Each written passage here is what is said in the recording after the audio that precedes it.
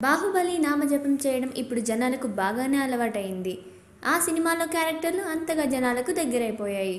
Real లైఫ్లో కూడా విస్తృతంగా ఉపయోగించేస్తున్నారు. బాహుబలి ఎంతగా ఫేమస్ అయిపోయిందంటే ఆఖరికి ఇండియా పాకిస్తాన్ మ్యాచ్లో కూడా బాహుబలి ప్రస్తావన తప్పలేదు. ఇంటర్నేషనల్ మ్యాచ్ జరుగుతున్న టైంలో బాహుబలిని గురించి ప్రస్తావన రావడం అంటే ప్రత్యేకంగా చెప్పుకోవాల్సిందే.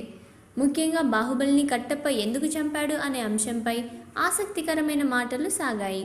ఈ మ్యాచ్లో కామెంటేటర్గా వ్యవహరించిన మాజీ క్రికెటర్ వీరేంద్ర సెహ్వాగ్ పలుమార్లు బాహుబలిని ప్రస్తావించాడు.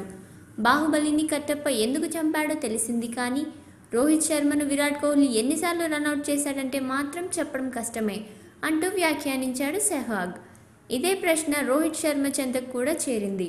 అయితే దీనికి సమాధానం దాటేసిన రోహిత్, ఇండియన్ టీంలో కూడా ఓ బాహుబలి ఉన్నాడని చెప్పాడు.